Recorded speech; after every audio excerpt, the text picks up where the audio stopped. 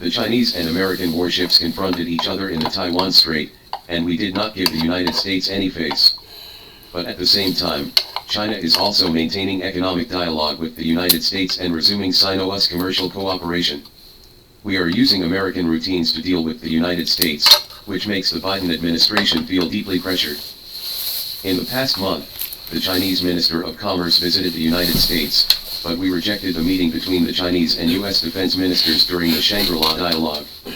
On June 3, when the warships of the United States and Canada broke into the Taiwan Strait, the People's Liberation Army also directly intercepted and expelled the U.S. warships, but at the same time, we also welcome maintaining exchanges with the United States. It can be said that China is using American routines to deal with the United States, so what is going on? During the Trump administration, the United States' attitude towards China was very clear, that is, to blockade and suppress China with all its strength, so Trump launched a trade war and a strategic blockade war against China, but the effect was not good and it also caused an impact on the international order. Therefore, after the Biden administration came to power, it changed its strategy in a targeted manner, and began to play tricks on Sino-U.S. relations, that is, to show favor to China while suppressing China. For example, at the beginning of the year, the United States has been promoting that Secretary of State Blinken is about to visit China. If Blinken's visit to China comes true, it will greatly promote the restoration of Sino-U.S. relations. However, a balloon incident occurred before Blinken's official departure. In the next few months, the United States has been promoting the upcoming visit of the White House to China, but the United States has not stopped interfering in the Taiwan Strait issue. They let Tsai Ing-wen flee the United States and export weapons to Taiwan. The trick is actually to let China relax its vigilance by showing goodwill, thinking that there is still a possibility of easing Sino-U.S. relations, which may make China compromise and delay China's formulation of a response plan. But China quickly saw clearly the conspiracy of the United States, so we decided to use the same method to engage in games with the United States. First of all, we took the initiative to resume contact with the United States in terms of diplomacy and economy. For example, Wang Yi, director of the Central Foreign Affairs Office, met with White House National Security Advisor Sullivan in Vienna, and Chinese Minister of Commerce Wang Wentao also met with the United States when he participated in the Asia-Pacific Organization Conference. Secretary of Commerce Raimondo and Trade Representative Dai Chi, but we refused to resume exchanges with the United States on the military. It can be said that China's actions have caused the United States to fall into conflict, because they do not understand whether China wants to resume cooperation with the United States, which also makes U.S. President Biden feel deeply pressured. At the critical moment, Biden could only slam on the brakes on Sino-U.S. relations, and he also took the initiative to send Assistant Secretary of State Kang De in charge of East Asian and Pacific affairs to visit China. This is mainly because China's a policy of fiction and reality is far more powerful than that of the United States.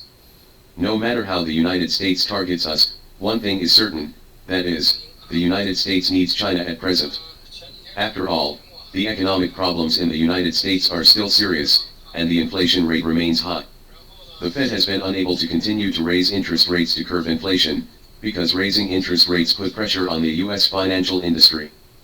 At the same time, although the two parties in the U.S. Congress have reached a consensus on raising the debt ceiling, this cannot solve the problem. Now the U.S. national debt is much larger than the total economic output, and it is difficult for the U.S. government to repay the money, so increasing the debt ceiling is just drinking poison to quench thirst and delay death. Therefore, the United States needs Chinese goods to curb inflation and Chinese investment to stimulate the economy. But China's demand for the United States is relatively limited. From a strategic point of view, the United States blockade of China has failed. In the past 6 months, the relationship between Europe and China has improved significantly. Spanish Prime Minister Sanchez, French President Macron, and German Foreign Minister Baerbock and even President of the European Commission von der Leyen visited China successively, which laid the foundation for China-EU cooperation. From a military point of view, with the strengthening of the People's Liberation Army, it is already very difficult for the U.S. military to gain an advantage around China, which makes us no longer need to be afraid of the United States. Finally, after the United States began to implement the blockade strategy of small courtyards and high walls against China, China has also invested more funds and scientific research energy in cutting-edge technology. Now the Western technology blockade has limited effect on China. That is to say, for China, the role of the United States is more of icing on the cake, rather than a timely help. This makes the United States' false and real policy towards China basically invalid, and it also makes the United States can only actively send people to China to improve Sino-U.S. relations, to resume Sino-U.S. commercial cooperation. But it is hard to say how effective Kang's visit to China will be. After all, the U.S. government is still pursuing a policy of putting pressure on China, and is still trying to use the Taiwan card to contain China. On the issue of core interests such as the Taiwan Strait, China will not compromise, so China and the United States still have almost irreconcilable strategic differences. But this is the problem of the United States itself. It is time for the United States to make a choice to continue interfering in the Taiwan Strait issue or to resume Sino-U.S. cooperation.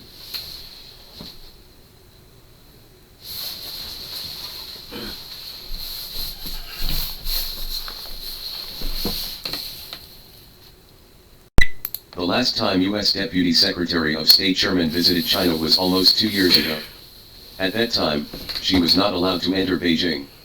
In the end, she only went to Tianjin. That time she came on behalf of the U.S. It should be said that she might have had relatively high expectations. Looking forward to it, but nothing was negotiated in the end, but she came that time, and she couldn't be regarded as returning empty-handed. Because during the talks, we submitted 2 lists to the U.S. side. One is a list of 16 items requiring the U.S. to correct its wrong China policies, words, and deeds, and the other is a list of 10 key cases of concern to the Chinese side. At that time, Sherman returned with these 2 lists. After a while, the United States tweeted and attacked us. I guess he was a little angry. And the person who met with her at the time and presented the 2 lists was none other than CFN, the current ambassador to the United States. Compared with Sherman, who didn't even have the chance to go to Beijing last time, this time the American diplomats finally had the chance to go to Beijing. On June 4th, the Assistant Secretary of State for Asia-Pacific Affairs of the U.S. Department of State, Kangda, and the White House National Security Council China Affairs Senior Director Bert Hallen arrived in Beijing and started her visit to China. It is estimated that the outside world may have relatively high expectations for this visit to the United States. After all, even Biden has said that Sino-U.S. relations are about to ease. It sounds like it is prepared. The United States has been imposing sanctions and provocations for the past few years. If the United States is not prepared to make concessions, it may be prepared to be slapped in the face again if it says such a thing. So what are the results of this meeting? During yesterday's talks, the 2 sides conducted candid, constructive, and fruitful communication on promoting the improvement of Sino-U.S. relations and properly managing and controlling differences in accordance with the consensus reached by the 2 heads of state in Bali last November. China clarifies its solemn position on Taiwan and other major issues of principle. Both parties agreed to continue to communicate. At least from the above briefing, I did not see any statement related to specific results. We still re-emphasized major issues of principle such as Taiwan, and other parts of the economy, trade, and technology sanctions that the outside world is most concerned about, at least in the briefing, did not mention these. Compared with these substantive contents, it should be said that the biggest achievement of the Americans' visit this time lies in the visit itself. From being unable to enter before, to finally being able to enter Beijing this time, it can be regarded as a major progress. 02. The U.S. Deputy Secretary of State's visit to China coincided with the confrontation between Chinese and U.S. warships in the Taiwan Strait 2 days ago. The Americans should be somewhat worried. In addition to the previous encounter with fighter planes over the South China Sea, the U.S. military will come to our surrounding areas in the future. The strings should be tightened at all times, so that various unexpected or unexpected emergencies can be dealt with in the shortest possible time, or they will not come. But this will definitely have a major impact on the image maintenance of the United States. If the U.S. military does not declare its existence in these places, then there is no need for them to exist in the United States. Status, a set of deeply logically interconnected issues. To put it bluntly, this is what the U.S. military does. The U.S. allocates so much money, and small countries are willing to pay for the dollar. Of course, we are also gradually applying pressure now, first cut off the phone, and then increase the risk of contact step by step, so that sooner or later, the U.S. military will not be able to stand it. The most recent interception by a warship was more than 130 meters, which is actually only the length of a warship. In fact, it was very, very close, and it was very, Very dangerous. If it hits, what will be waiting for the US warship? In this geographical location, does the US military dare to think deeper? Therefore, sometimes it is too much to declare its existence, and it is easy to become a lonely army. In the past, a phone call was made to indicate that it had been notified in advance, and then it was easy to achieve the maximum benefit at the lowest cost. Now it may not be so easy. This is probably a consideration of the eagerness of all parties in the United States to communicate and establish stable communication channels. It can not only do things well, but also take advantage of the benefits, and also want to use the lowest cost to achieve the greatest effect. Who doesn't want such a good thing?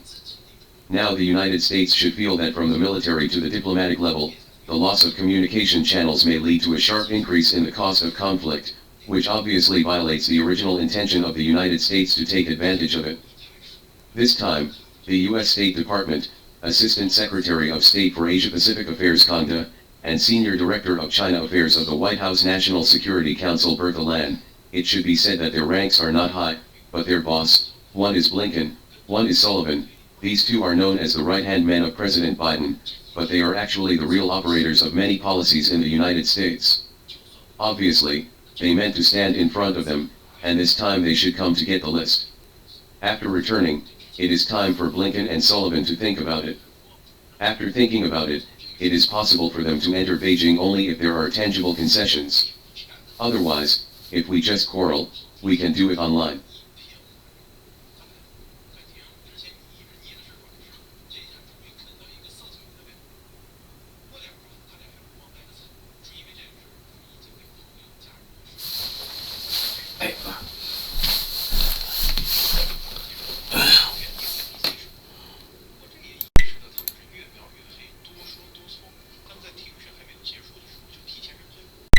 To defend the territorial integrity of the country, our generation should strengthen ourselves.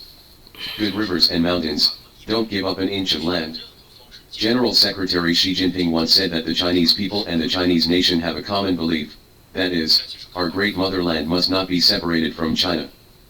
But at this time, the United States fired 2 shots at China. Our People's Liberation Army immediately showed its attitude, and a big move scared the United States. U.S. claims Taiwan Strait is not China's internal affairs.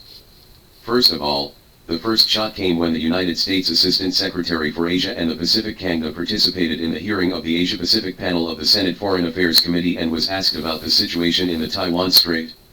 He declared that peace and stability in the Taiwan Strait are related to the world, not China's internal affairs.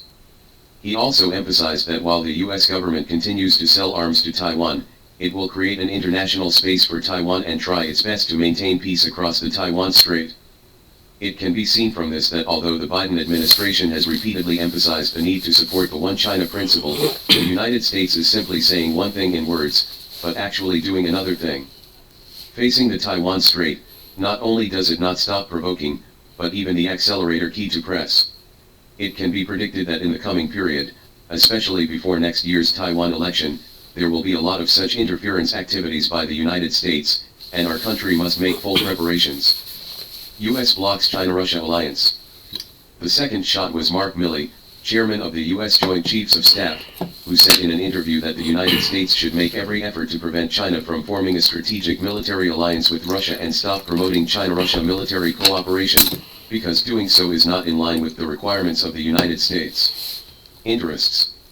Although China has always been non-aligned, non-confrontational, and does not target third parties, it has not even formed a military alliance with Russia without the United States stopping it.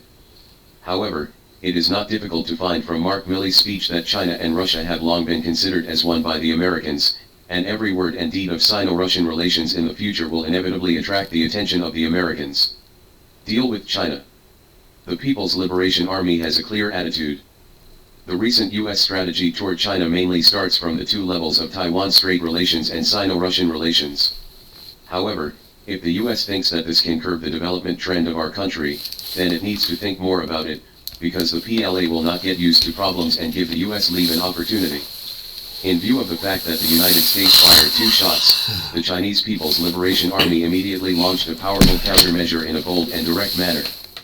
According to a notification from Taiwan's Defense Department, the People's Liberation Army has 27 fighter planes patrolling the Taiwan Strait area. It is worth mentioning that among these drones, one also departed from northern Taiwan, flew clockwise along the northeast, east, and south of Taiwan, and then returned to the coast of the mainland. This unmanned aerial vehicle will undoubtedly start to fly around Taiwan and will be able to undertake most of the reconnaissance tasks, and the flight time is longer, and its efficiency is higher than that of traditional reconnaissance aircraft. This is obviously a major breakthrough, because once the reconnaissance of Taiwan by drones is normalized, the Taiwan Independence Forces will have nowhere to hide. It can be said that the People's Liberation Army did this to show its own posture with actions.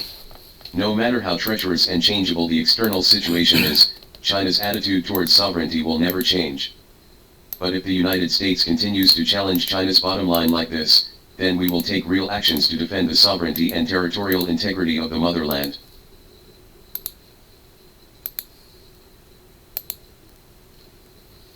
Another country wants to sever diplomatic relations with the mainland. The president clamored that if the mainland dared to reunify by force, he would unite the United States to start a war against China.